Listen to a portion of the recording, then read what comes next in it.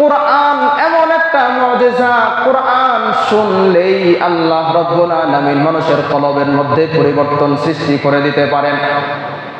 শুধুমাত্র কোরআন শুনেছে, কোরআন শুনলেই মানুষ মুসলমান হয়ে যেত। তাওহীদ কি আমানত सीनों में है हमारा, आशा नहीं मिटाना नामो निशान हमारा। इन्ना नहनु नज़्ज़लना ज़िक्रा व इन्ना लहू लहाफ़िज़ून। وقال رسول الله صلى الله عليه وسلم يقال لصاحب القرآن اقرأ وارتقي ورتل كما كنت ترتل في الدنيا فإن منزلتك عند آخر آية تقرأها صدق الله مولانا العظيم وصدق رسوله النبي الكريم ونحن على ذلك لمن الشاهدين والشاكرين والحمد لله رب العالمين। तौहीद की अमानत सीनों में है हमारा, आशा नहीं मिटाना नामो निशान हमारा। সর্বসৃষ্টির শ্রেষ্ঠ জীব মানুষকে আল্লাহ রাব্বুল আলামিন এত মর্যাদাবান করেছেন, এর একমাত্র কারণ হলো আল কোরআন। কোরআনের কারণে আল্লাহ রাব্বুল আলামিন মানুষকে সম্মানিত করেছেন। আমাদেরকে কোরআন দ্বারা আল্লাহ রাব্বুল আলামিন ইজ্জত দান করেছেন, এজন্য কোরআনের মর্যাদা অনেক বেশি। আল্লাহ বলেন ইন্না নাহনু নাযালনা যিকরা ওয়া ইন্না লাহু লাহাফিজুন। আল্লাহ বলেন এই কোরআন আমি নাজিল করেছি আমার প্রিয় হাবিব জনাবে মুহাম্মদুর রাসূলুল্লাহ সাল্লাল্লাহু আলাইহি ওয়াসাল্লামের উপর। দায়িত্ব দিয়ে আল্লাহ ক্ষান্ত হন নাই, বরং আল্লাহ বলেন ওয়া ইন্না লাহু লাহাফিজুন, এই কোরআনের হেফাজতের জিম্মাদারি আমি আল্লাহ নিয়ে নিলাম। কোরআনের আয়াত শুনেছে, এতটুকুই পাওয়া যে শোনার কারণে ইসলাম গ্রহণ করেছে। অন্যান্য ঘটনা বাদ দিয়ে সবচাইতে প্রসিদ্ধ ঘটনা হযরতে ওমর রাদিয়াল্লাহু তাআলা আনহু। ওমর রাদিয়াল্লাহু তাআলা আনহুর ইসলাম গ্রহণ করার ঘটনা, এটাও কোরআনের একটা মুজিজা। হযরতে ওমর রাদিয়াল্লাহু তাআলা আনহু বাইতুল্লাহ শরীফের মধ্যে গেলেন, গিয়ে দেখেন আল্লাহ রাসূল সাল্লাল্লাহু আলাইহি ওয়াসাল্লাম নামাজরত অবস্থায় কোরআন তেলাওয়াত করতেছেন আর কোরআনের এই আয়াতগুলো তেলাওয়াত করতেছিলেন। ইন্নাহু লাকাউলু রাসূলিন কারীম ওয়া মা হুয়া বিকাউলি শাইর ক্বালিলাম মা তুমিনুন ওয়ালা বিকাউলি কাহিন ক্বালিলাম মা তাযাক্কারুন। হযরতে ওমর ফারুক রাদিয়াল্লাহু তাআলা আনহু আল্লাহ রাসূল সাল্লাল্লাহু আলাইহি ওয়াসাল্লামকে দেখলেন বাইতুল্লাহর প্রান্তরে আল্লাহ রাসূল সাল্লাল্লাহু আলাইহি ওয়াসাল্লাম কোরআন তেলাওয়াত করতেছিলেন। কোরআনের যে আয়াতগুলো আল্লাহ রাসূল সাল্লাল্লাহু আলাইহি ওয়াসাল্লাম পড়ছিলেন, ইন্নাহু লাকাউলু রাসূলুন কারীম, আল্লাহ রাব্বুল আলামিন বলেন এটা হলো আমার সম্মানিত দূত, সম্মানিত ফেরেশতার কওল। ওয়া মা হুয়া বিকাউলি শাইর, আল্লাহ রাব্বুল আলামিন বলেন দুনিয়ার কোনো গায়ক দুনিয়ার কোনো কবি, দুনিয়ার কোনো শায়েরের কোনো শের নয়, দুনিয়ার কোনো কবির কবিতা নয়। কলিলাম মা তুমিনুন, তারপরেও তোমাদের মধ্যে কিছু মানুষ শুধুমাত্র কোরআনের উপর ঈমান আনবে। ওয়ালা বিকাউলি কাহিন, মক্কার কাফেররা জায়গায় জায়গায় ছড়িয়ে দিয়েছিল মুহাম্মদ যে কোরআন নিয়ে এসেছে, মুহাম্মদ যে কোরআনের বাণী তোমাদেরকে শোনায়, এই কোরআন তার নিজের বানানো অথবা এই কোরআন মুহাম্মদ কোন গণক থেকে সংগ্রহ করে তোমাদের কাছে বর্ণনা করে। এর উত্তর আল্লাহ পাক রব্বুল আলামিন স্বয়ং কোরআনের মধ্যে দিয়েছেন, ওয়ামা হুয়া বিকাউলি কাহিন কলিলাম মা তাযাক্কারুন। আল্লাহ রব্বুল আলামিন বলেন, এই কোরআন আমি আল্লাহ রব্বুল আলামিনের কালাম, এই কোরআন আমি আল্লাহ রব্বুল আলামিন আমার পক্ষ থেকে আমার হাবিবের উপরে নাজিল করেছি, আমার হাবিবকে আমি এই কোরআন দান করেছি। সুতরাং এটা কোনো কবির কবিতা নয়, কোনো গণকের কথা নয়, বরং স্বয়ং আমি আল্লাহ রব্বুল আলামিনের কালাম হলো এই কোরআন। হযরত ওমর রাদিয়াল্লাহু তাআলা আনহু আল্লাহ রাসূল সাল্লাল্লাহু আলাইহি ওয়াসাল্লামের কাছ থেকে কোরআনের এই আয়াতগুলো শুনলেন, কিন্তু কোনো প্রতিউত্তর জানালেন না। হযরত ওমর রাদিয়াল্লাহু তাআলা আনহু কোনো জবাব দেন নাই, আস্তে সেখান থেকে সরে গেলেন। তখন ইসলাম গ্রহণ করেন নাই। বহুদিন পর হযরত ওমর রাদিয়াল্লাহু তাআলা আনহু আল্লাহ রাসূল সাল্লাল্লাহু আলাইহি ওয়াসাল্লামের উপরে নঙ্গা তলোয়ার নিয়ে রওনা করলেন। আল্লাহ রাসূল সাল্লাল্লাহু আলাইহি ওয়াসাল্লামের কল্লা নিয়ে আসবেন। 100 ঘোষণা করা হয়েছিল মুহাম্মদুর রাসূলুল্লাহ সাল্লাল্লাহু আলাইহি ওয়াসাল্লামের কল্লা যদি কেউ এনে উপস্থিত করতে পারে তাকে 100 ওট তাকে পুরস্কৃত করা হবে। নাউজুবিল্লাহ। হযরত ওমর রাদিয়াল্লাহু তাআলা আনহু রওনা করলেন, মুহাম্মদুর রাসূলুল্লাহ সাল্লাল্লাহু আলাইহি ওয়াসাল্লামের কল্লা নিয়ে আসবেন। জনাবে মুহাম্মদুর রাসূলুল্লাহ সাল্লাল্লাহু আলাইহি ওয়াসাল্লাম ছিলেন হযরতে আরকাম রাদিয়াল্লাহু তাআলা আনহুর ঘরে। রওনা করলেন। প্রতিমধ্যে ওনার বোনের বাসা পড়ে। লম্বা ঘটনা আপনারা জানেন। বোনের বাসায় গিয়ে দেখেন বোনের ঘর থেকে কোরআনের তেলাওয়াত আসতেছে। উনি ওনার বোনের উপরে, বোন জামাইয়ের উপরে আক্রমণ করলেন। তোমরা কি পড়তেছ? বলে আমরা এমন কিতাব পড়তেছি, এমন কালাম তেলাওয়াত করতেছি, তোমার মতো নাপাক মানুষের জন্য এটা শোনার বৈধতা নাই। তো বলে আমি শুনতে পারি না, তাহলে আমাকে দেখাও কেন? তোমাকে ইসলাম গ্রহণ করতে হবে, ওযু করতে হবে, তারপরে তোমাকে দেখানো যাবে। আল্লাহ রাসূল সাল্লাল্লাহু আলাইহি ওয়াসাল্লামের উপরে কেমন কিতাব দান করা হয়েছে। এই কোরআন আল্লাহ রাসূল সাল্লাল্লাহু আলাইহি ওয়াসাল্লামের সম্মানের জন্য নয়, বরং কোরআনের মাধ্যমে আল্লাহ রাসূলের যত উম্মত আছে সমস্ত উম্মতকেও, আখিরি জামানার উম্মতকেও এই কোরআনের মাধ্যমে সম্মানিত করা হয়েছে। এবার হযরত ওমর রাদিয়াল্লাহু তাআলা আনহু পবিত্র হয়ে আসলেন, গোসল করে আসলেন। এবার সূরা তাহার শুরু থেকে তেলাওয়াত করা হলো। ওনার অন্তরটা বিগলিত হয়ে গেল। লম্বা ঘটনা। এরপরে হযরত ওমর রাদিয়াল্লাহু তাআলা আনহু আল্লাহর নবীর দরবারে গিয়ে ইসলাম গ্রহণ করেন। বোঝাতে চেয়েছিলাম কোরআন এমন একটা মুজিজা, কোরআন শুনলেই আল্লাহ রাব্বুল আলামিন মানুষের কলবের মধ্যে পরিবর্তন সৃষ্টি করে দিতে পারেন। শুধুমাত্র কোরআন শুনেছে, কোরআন শুনলেই মানুষ মুসলমান হয়ে যেত।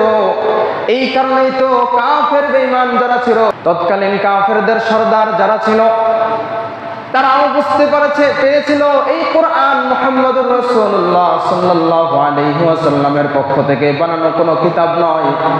এই কোরআন সরাসরি আল্লাহ রাব্বুল আলামিনের পক্ষ থেকে। এই কোরআনের মুজিজা তারা জানতো, মানতো না। তারা মানুষকে এই কোরআন যাতে করে শুনতে না পারে, মানুষকে সেখান থেকে বিরত রাখতো। আল্লাহ রাব্বুল আলামিন বলেন, কাফেররা মানুষের মাঝে ঘোষণা করত। আল্লাহর রাসূল সাল্লাল্লাহু আলাইহি ওয়াসাল্লাম যখন কোরআনের তেলাওয়াত করতেন, তখন কাফেরদের বড় বড় লিডার যারা ছিল, তারাও মুহাম্মদুর রাসূলুল্লাহ সাল্লাল্লাহু আলাইহি ওয়াসাল্লামের কোরআন তেলাওয়াত শোনার জন্য এসে বসে থাকতো। এই জন্য কাফেররা জানতো মুহাম্মদুর রাসূলুল্লাহ সাল্লাল্লাহু আলাইহি ওয়াসাল্লামের উপরে যে কোরআন নাযিল করা হয়েছে, কোরআন যদি অন্যরা শুনে, কাফের বেঈমানরা শুনে, তাহলে তারা ইসলাম গ্রহণ করে ফেলবে। এই জন্য তারা বলে বেঈমান যারা আছে তাদেরকে কোরআন শোনানো যাবে না। এটাকে আল্লাহ রাব্বুল আলামিন বলে দিয়েছেন, ওয়াকালাল্লাযীনা কাফারু লা তাসমাউ লিহাদাল কুরআনি ওয়ালগাউ ফী লাআল্লাকুম তাগলিবুন। আল্লাহ রাব্বুল আলামিন বলেন,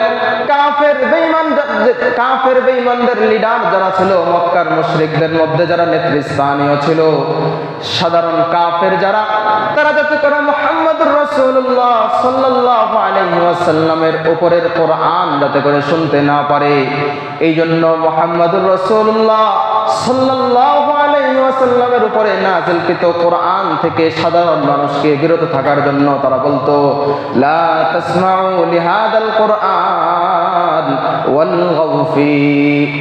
এমন মানুষেরা তোমরা শোনো, মুহাম্মদ যেই কালাম তেলাওয়াত করে, মুহাম্মদ যেই কিতাব থেকে তেলাওয়াত করে, তোমরা ওই কিতাব শ্রবণ করো না। শ্রবণ করলে তোমাদের ক্ষতি হয়ে যাবে। শ্রবণ তো করবা না। মুহাম্মদ যে কোরআন তেলাওয়াত করে সেটা শোনা যাবে না, বরং কি করবা, মুহাম্মদ যখন কোরআন তেলাওয়াত করবে তখন মুহাম্মদের আশপাশে তোমরা আয়েশা শোরগোল চিল্লাপাল্লা শুরু করে দিবা। তাহলে মুহাম্মদের এই কোরআনের তেলাওয়াত, মুহাম্মদের এই কোরআনের আওয়াজ আর বাহিরে যাবে না। তাহলে অন্যরাও মুহাম্মদের কোরআনের তেলাওয়াত শুনে মুসলমান হবে না। আল্লাহ পাক রব্বুল আলামিন আমাদের উপরে এই আখিরি জামানার নবী মুহাম্মদুর রাসূলুল্লাহ সাল্লাল্লাহু আলাইহি ওয়াসাল্লামের উম্মতের উপরে কেমন কিতাব দান করেছেন। এই কোরআনের দিকে তাকালেও সওয়াব, কোরআন তেলাওয়াত করলেও সওয়াব, কোরআনকে বুকে নিলেও সওয়াব, কোরআনকে নিজের শরীরের সাথে জড়ায়া ধরলেও সওয়াব। কোরআনকে দেখে পড়তে পারে না, শুধুমাত্র দেখে আছে, পড়তে পারে না। দেখে থাকে আল্লাহ এই কোরআনটাকে আমি অনেক ভালোবাসি কিন্তু পড়তে পারি না। এই যে কোরআনের প্রতি মুহাব্বত, এই মুহাব্বতের কারণেও আল্লাহ রাব্বুল আলামিন বান্দাকে মাফ করে দিতে পারেন। তৎকালীন ভারত উপমহাদেশের মধ্যে সিন্ধু প্রদেশের মধ্যে এক ব্যক্তি ছিল, সাধারণ মানুষ। এই ব্যক্তিটা সাধারণ মানুষ ছিল, সাধারণ মুসলমান ছিল, কোরআন তেলাওয়াত করতে জানতো না। ওই এলাকার সমস্ত মানুষগুলো সাধারণ কৃষি কাজ করে চলতো, কোরআনের তেলাওয়াত জানতো না, কেউই কোরআনের তেলাওয়াত জানতো না। কিন্তু এই ব্যক্তি এমন ছিল, প্রত্যেক দিন পুরা দিন কাজ কারবার করত, কৃষি কাজের মধ্যে জড়িত থাকতো।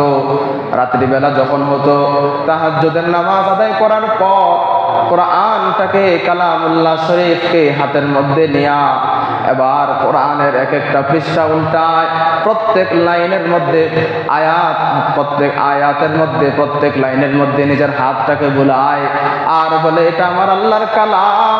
আল্লাহ রাব্বুল আলামিন এই কালামের মধ্যে যা কিছু বলেছেন সব কিছু সত্য। এই কালামের মধ্যে যা কিছু বলেছেন, যা বর্ণনা করেছেন সব কিছু সত্য, একথা বলতো। আর ওই বান্দা শুধু কান্না করতো, কারণ কোরআন তেলাওয়াত শিখে নাই, কোরআন পড়তে জানে না। শেষ বয়সে উপনীত হয়ে গেছে, বয়স শেষ হয়ে গেছে, কখন জানি মারা যায়, কখন জানি তার ইন্তেকাল হয়ে যায়। আল্লাহ রাব্বুল আলামিন যদি তাকে জিজ্ঞাসা করে, বান্দা তোমাকে মুসলমান, ইসলাম দান করেছি, মুসলমান বানিয়েছি, এত বড় নিয়ামত দান করেছি, আমার কালাম তোমাকে দান করেছি, আমার এই কালামের মাধ্যমে তোমাদের মুসলমানদেরকে সম্মানিত করেছি, মুসলমান কত নিয়ামত দান করেছি, সমস্ত নিয়ামত পাইয়াও আমার কালামটাকে একটু ছুঁয়ে দেখলা না, আমার কালামটাকে একটু পড়লা না। এই আফসোস করতো আর কান্নাকাটি করতো আর বলতো এটা আমার রবের কালাম, আর আমার রব এখানে যা বলেছেন সব কিছু সত্য। মুসলমান ভাইরা আমার, ওই বান্দা একদিন মারা গেল, তার হায়াত ফুরিয়ে গেল, ইন্তেকাল করলো। এবার সর্বসাধারণ যারা ছিল তারা সকলেই মূর্খ ছিল, সাধারণ মুসলমান ছিল, কেউই দ্বীন জানতো না, কোরআন তেলাওয়াত জানতো না, নামাজ কিভাবে পড়তে হয়, জানাজার নামাজ কিভাবে পড়তে হয় সেটাও জানতো না। এবার তারা ওই বান্দার লাশটাকে নিয়ে তারা বাহিরে চলে আসলো, সড়কের মধ্যে চলে আসলো। তারা অপেক্ষা করতেছে এই রাস্তা দিয়ে যদি কোনো আলেম যায়, ওই আলেমকে ধরে ওই আলেমের মাধ্যমে তার জানাজাটাকে সম্পন্ন করব, তার দাফনটাকে সম্পন্ন করব। এবার সকলে মিলে, গ্রামবাসীরা মিলে তাকে নিয়ে চলে আসলো। রাস্তার মধ্যে সকলে পড়ে আছে, অপেক্ষা করতেছে কোনো লোক পাওয়া যায় কিনা। এবার এক ব্যক্তি সাইকেল দিয়ে যাচ্ছিল, সামান্য কিছু কোরআন তেলাওয়াত করতে পারে, নামাজ রোজা সম্পর্কে কিছু জানে, পাঞ্জাবির বেশে আসছে। এবার তাকে বলল, ভাই কোথায় যাচ্ছ? বলতেছে আমি আমার অফিসে যাচ্ছি, আমি সরকারি চাকরি করি, ছোট্ট একটা মাদ্রাসায় পড়াই, আমার অনেক তাড়া আছে। বলল, ভাই আমরা নামাজ পড়তে জানি না, জানাজার নামাজ কিভাবে পড়াইতে হয় সেটা জানি না।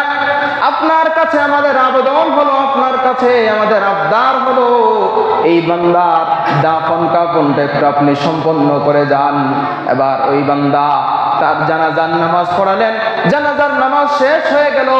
এবার বলল, ভাই জানাজার নামাজ তো পড়িয়েছেন, কিভাবে দাফন করতে হয় সেটাও আমরা জানি না, আপনি যদি একটু দাফনের কাজটাকেও সম্পন্ন করে যেতেন। এবার ওই বান্দা সকলকে নিয়ে দাফনের কাজটাও সম্পন্ন করলো। সম্পন্ন করার পর এবার যখন রওনা করলো, প্রতিমধ্যে দেখলো তার আইডি কার্ডটা পাওয়া যাচ্ছে না। এবার ওই বান্দা ভীষণ চিন্তিত হয়ে পড়লো, আইডি কার্ড যদি না থাকে তাহলে তো অফিস আদালতে ঢোকা যাবে না, তাহলে তো চাকরি থেকে বের করে দেওয়া হবে।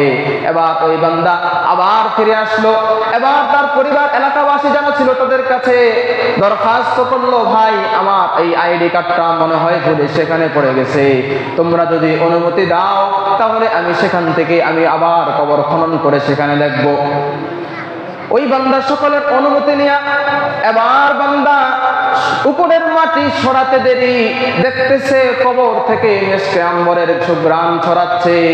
এবার ওই বান্দা আশ্চর্যান্বিত হয়ে গেল, কিভাবে সাধারণ একজন মুসলমান, সাধারণ একজন কৃষকের কবর থেকে এত সুন্দর ঘ্রাণ কিভাবে আসতে পারে।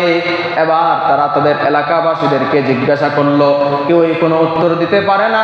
বলে, আমাদের মতোই তো সাধারণ মানুষ, আমাদের মতোই তো খেটে খাওয়া মানুষ, কিভাবে এত বড় নৈকট্য লাভ করতে পারলো, কিভাবে এত বড় আশ্চর্য স্বভাবের অধিকারী হলো আমাদের জানা নাই। তবে খোঁজ খবর নিয়ে দেখা যেতে পারে তার একমাত্র কন্যা জীবিত আছে, তাকে যদি জিজ্ঞাসা করা যায় তাহলে উত্তর হয়তো জানা যাবে। এবার ওই আলেম সকলকে নিয়ে তার মেয়ের কাছে পর্দার আড়াল থেকে জিজ্ঞাসা করলো, বোন আমার বলো তো, তোমার বাবার এমন কি আমল ছিল যে আমলের কারণে আল্লাহ রাব্বুল আলামিন তার আমলটাকে, তার কাজটাকে এতই পছন্দ করেছেন, তার কবর থেকে সুঘ্রাণ ছড়াচ্ছে।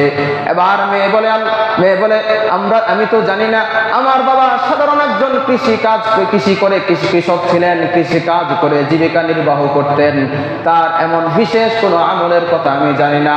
তবে হ্যাঁ, হয়তোবা আল্লাহ রাব্বুল আলামিন তার একটা ক্ষুদ্র আমলকে আল্লাহ রাব্বুল আলামিন কবুল করে নিয়েছেন।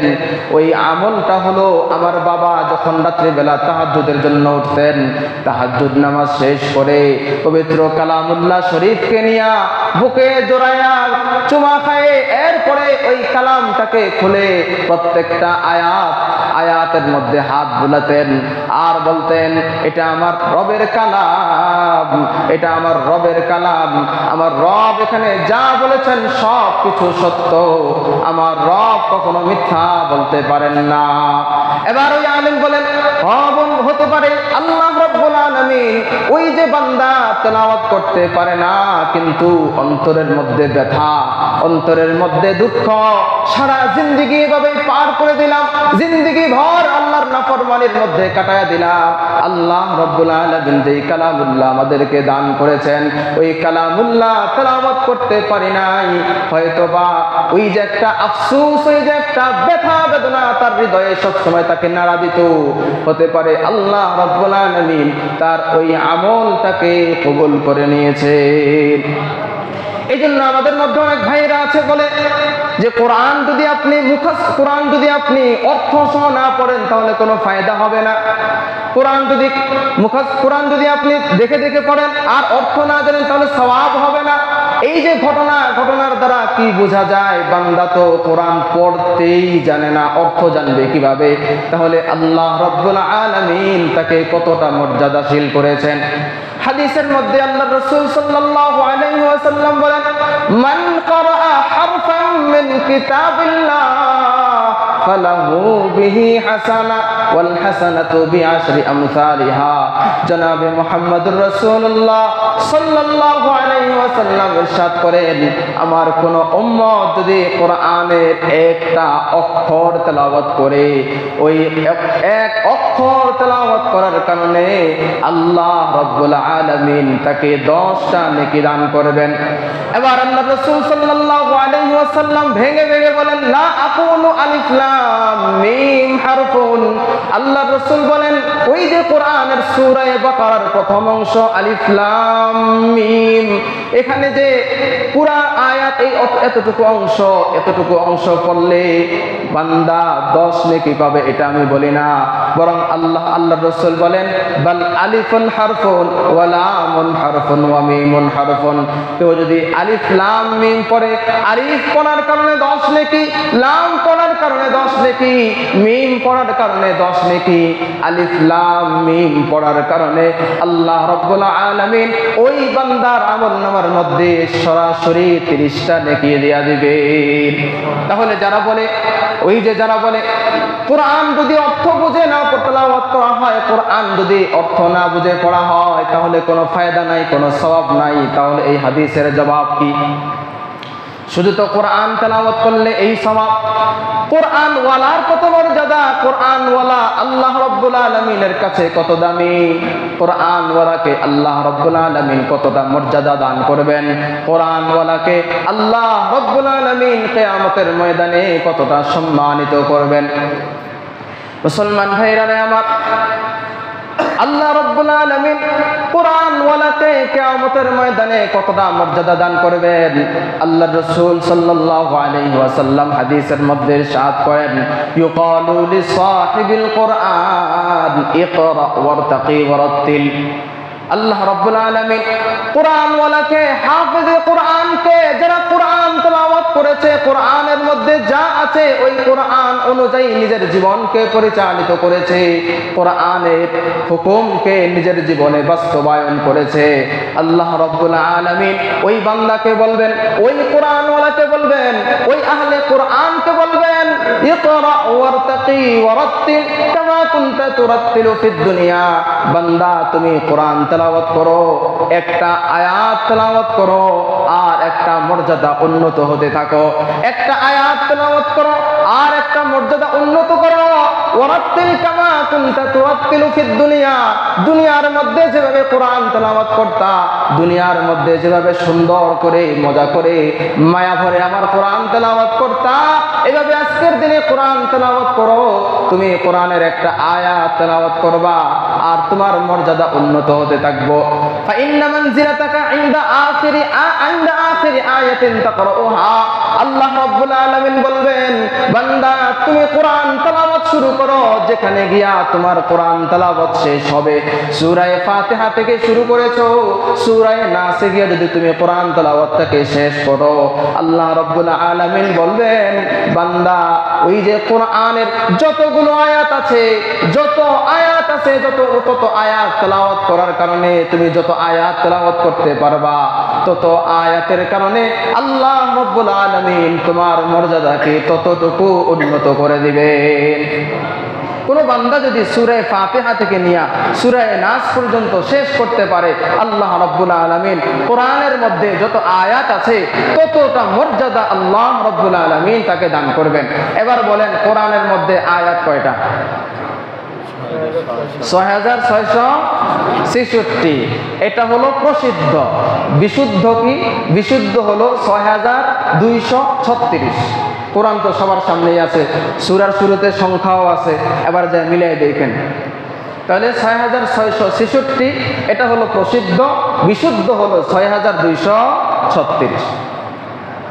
তাহলে আল্লাহ রাব্বুল আলামিন এই কোরআন ওয়ালাকে কতটা মর্যাদা দান করবেন।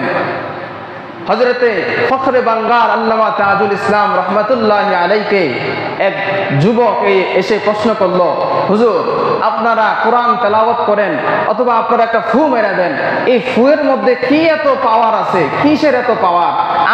আমার মুখ থেকেও তো একটা ফু বের হয়, বাতাস বের হয়, আপনার মুখ থেকেও তো ফু বের হয়, তো আপনার ফু আর আমার ফু তো সমান, আপনারটা উপকারী, আপনি কিভাবে দাবি করতে পারেন? তখন ফখরে বাঙ্গাল আল্লামা তাজুল ইসলাম রহমাতুল্লাহি আলাইহি জবাব দিলেন, তুমি এটা বুঝো না, তুমি এটা বুঝতে পারবা না, কারণ তোমার জন্মের ঠিক নাই। আচ্ছা বলেন, এরকম একটা প্রশ্ন করলো আমাকে, এত সুন্দর একটা প্রশ্ন, এবার সে ওই আলেমকে লজ্জা দেওয়ার জন্য করুক বা জানার জন্যই করুক, একথা যদি কেউ বলে, এখন যেই জিজ্ঞাসা করবে তার মেজাজ গরম হবে না? আপনারাও তো বলবেন যে এই হুজুর কতটা খারাপ, যে সে একজন জানতে চাইছে, তাকে সুন্দরভাবে উত্তর দিয়ে দেন। ফখরে বাঙ্গাল আল্লামা তাজুল ইসলাম রহমাতুল্লাহি আলাইহি জবাব দিলেন, তুমি এটার মাহাত্ম্য বুঝবা না, এটার কারণ বুঝবা না, উপকার বুঝবা না, কারণ তোমার জন্মের সমস্যা আছে, তোমার জন্মের ঠিক নাই। এবার ওই যুবক রাগান্বিত হয়ে গেল, আশেপাশের যত মানুষ আছে সমস্ত মানুষগুলো জড়ো হয়ে গেল, সমস্ত মানুষও এক বাক্যে মন্তব্য করলো, হুজুর এত সুন্দর একটা প্রশ্ন করলো, আপনি কি উত্তরটা দিলেন? কেন তাকে গালি দিলেন? সরাসরি তাকে হারামজাদা বানিয়ে দিলেন, জারদ সন্তান বানিয়ে দিলেন। এবার আল্লামা ফখরুল ইসলাম আল্লামা তাজুল ইসলাম রহমাতুল্লাহি আলাইহি জবাব দিলেন, ও বান্দা শোনো, আমি তাকে গালি দেই নাই, আমি তার প্রশ্নের উত্তর দিয়েছি। বলে আপনি কিভাবে তার প্রশ্নের উত্তর দিয়েছেন? বলে এই যে তাকে বলেছি তোমার জন্মের সমস্যা আছে, এটাও তো আমার জবান থেকে বের হয়েছে, এই জবান থেকে এটাও একটা বাতাসের মাধ্যমে বের হয়েছে, আমার জবান থেকে একটা নাপাক বাতাস বের হয়েছে, এই নাপাক বাতাস দিয়ে তার কানের মধ্যে স্পর্শ করেছে, তার কানে যা লাগছে, তাতেই যদি এত পাওয়ার হয়, আল্লাহ রাব্বুল আলামিন পবিত্র কালামুল্লাহ শরীফকে নিজের কালাম হিসাবে আখ্যা দান করেছেন, নিজের কালাম বলেছেন, এই কালামের মাধ্যমে আল্লাহ রাব্বুল আলামিন পুরা উম্মতকে সম্মানিত করেছেন। সুতরাং এই কালামুল্লাহ থেকে কোনো অংশ, কোনো আয়াত, কোনো সূরা যদি তেলাওয়াত করে ফু দেওয়া হয়, তাহলে ফায়দা হবে না কেন, উপকার হবে না কেন? আমার এই নাপাক আওয়াজের কারণে, আমার এই নাপাক বাতাসের কারণে যদি তোমার উপরে এতটা আসর করতে পারে, প্রভাব বিস্তার করতে পারে, তাহলে বোঝা যায় কোরআন তেলাওয়াত করলেও এটার আসর পড়বে, এটার প্রভাব ভালোভাবে পড়বে।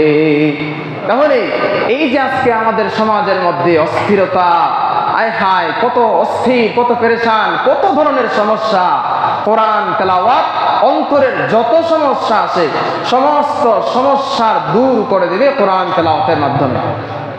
আপনি এটা ট্রাই করবেন, আপনি নিজ থেকে আপনি দেখবেন, পরীক্ষা করবেন, এই ঈমান নিয়ে আপনি কোরআন তেলাওয়াত শুরু করে দেন, তাহলে দেখবেন যে কোরআনের আসলেই এই পাওয়ার আছে কিনা। এজন্য কোরআন তেলাওয়াতের মাধ্যমে,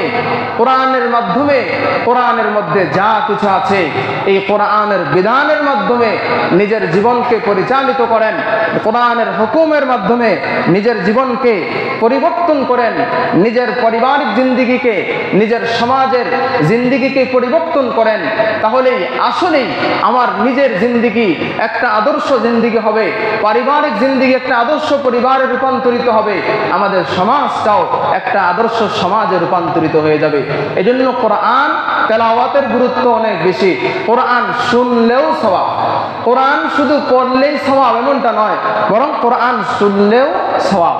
এজন্য কোরআনের তেলাওয়াত বেশি বেশি করা, নিজে যদি কোরআন তেলাওয়াত করতে না পারি, কারো মাধ্যমে কোরআনের তেলাওয়াত শোনা, এরপর এটাও যদি সম্ভব না হয়, কমপক্ষে আমি তো করতে পারি নাই, আমি তো আমার নিজের জীবনকে অবহেলায় কাটিয়ে দিয়েছি, আমার নসল থেকে, আমার পরিবার থেকে, আমার পরবর্তী প্রজন্ম থেকে এমন প্রজন্ম তৈরি করে যাওয়া যে কোরআন তেলাওয়াত করবে আর আমার জন্য আমার মৃত্যুর পরেও দোয়া করবে। এজন্য কোরআনের পাওয়ার, কোরআনের মর্যাদা অনেক বেশি। সংক্ষেপে আরেকটা ঘটনা বলি। বর্তমান যেই মালদ্বীপ, এই মালদ্বীপ 100% মুসলমান নাগরিকের দেশ, অনেক সুন্দর একটা দেশ।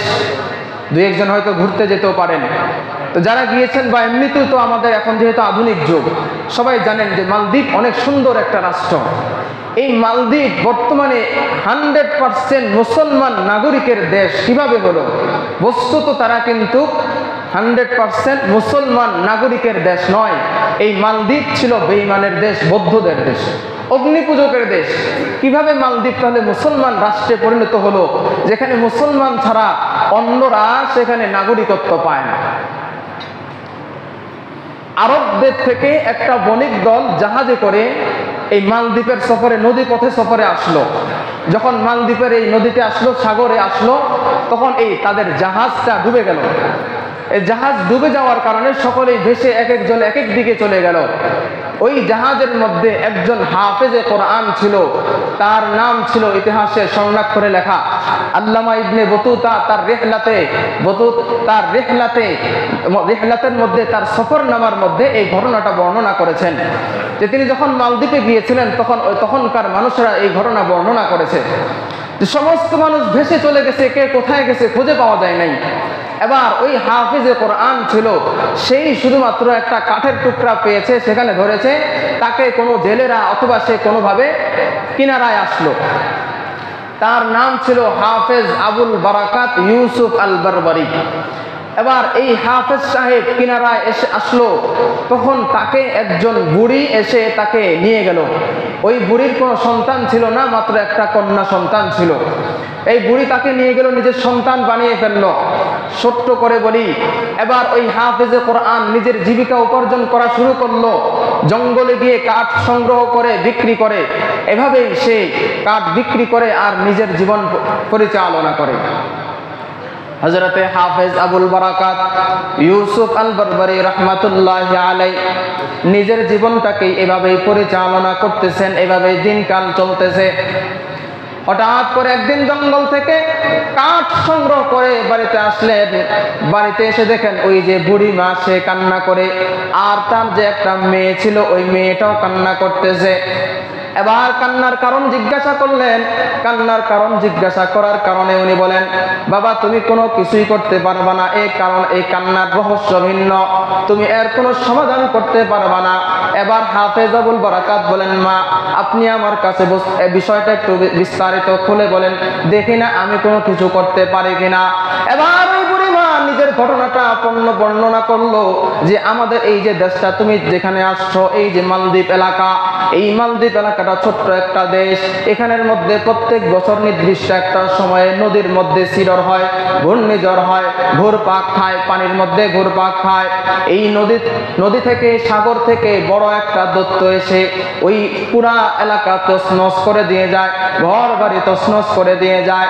এই বিপদ আপদ থেকে রক্ষা পাওয়ার জন্য প্রত্যেক বছর নির্দিষ্ট একটা সময়ে আমাদেরকে ওই মালদ্বীপের মধ্যে সবচাইতে সুন্দর নারী যারা আছে তাদের একটা লিস্টি আছে বাদশার কাছে। ওই সুন্দর নারীদের লিস্টি থেকে প্রত্যেক বছর একটা কুমারী নারীকে সেখানে বলি দিতে হয়।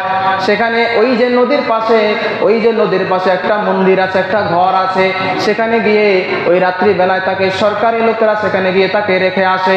সকাল বেলায় গিয়ে রাত্রি বেলায় দিয়ে আসে, সকালবেলা সরকারি লোকেরা আবার তাকে নিয়ে আসে।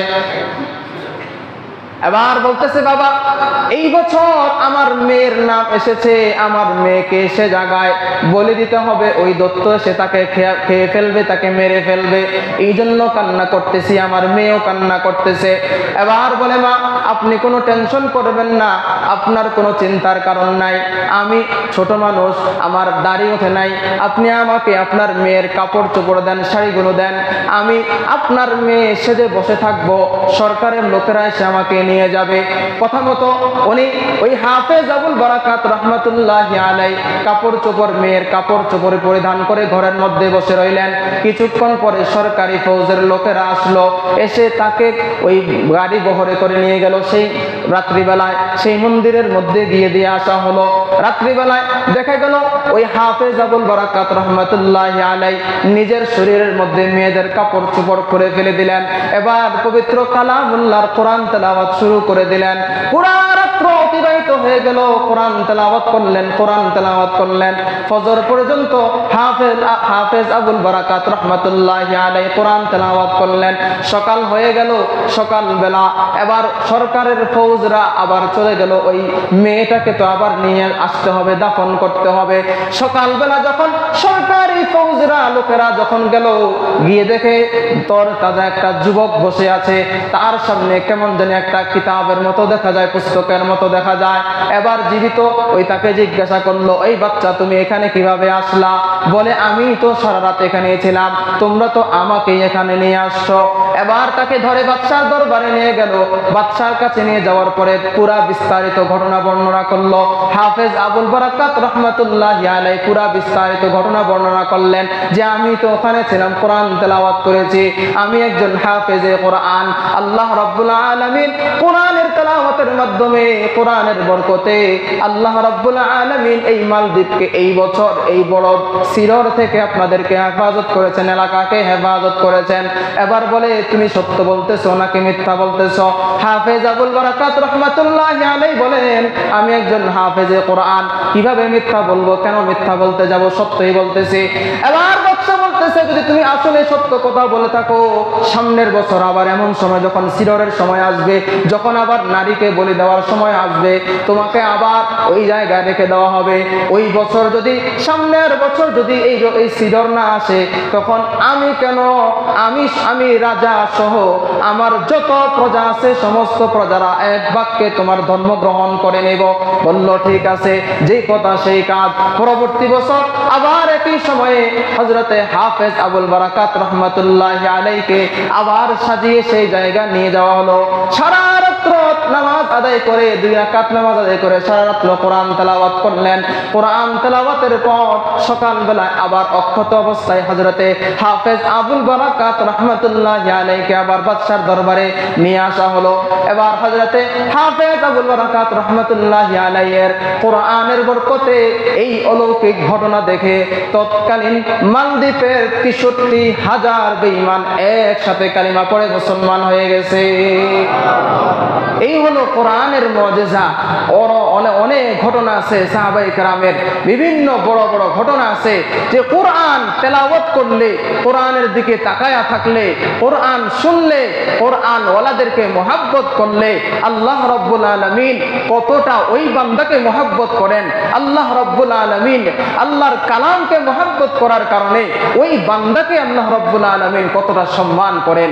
এই জন্য কোরআন আল্লাহ রাব্বুল আলামিনের দরবারে আহলে কোরআন যারা হবে, হাফেজে কোরআন যারা হবে, কিয়ামতের ময়দানে আল্লাহর কাছে সুপারিশ করবে আল্লাহ তাকে যতক্ষণ পর্যন্ত জান্নাতে না দিবেন ততক্ষণ পর্যন্ত আমরা আপনার সাথে ঝগড়া করেই যাব।